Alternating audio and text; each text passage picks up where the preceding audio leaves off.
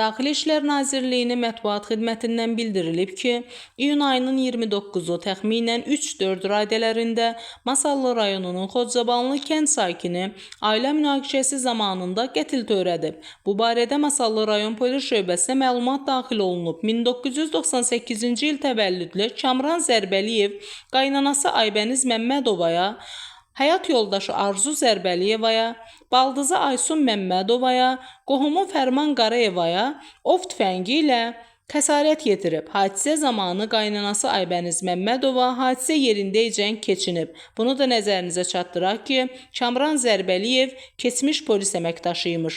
Məlumatı çatdırdı Hakimiyyət Kamerasının Cənub bölgə müxbiri İbrahimova Əfsanə. Birinə zəruri tibbi yardımlar göstərilmişdir. Birinin vəziyyəti ağır olduğuna görə müalicəsi reanimasiya şöbəsində davam etdirilir. Digər ikisi cərrahiyyə şöbəsinə yerləşdirilir. Vəziyyətləri stabil qiymətləndirilir. Bir nəfərin isə həkimə qədər ölüm faktı qeydə alınmışdır.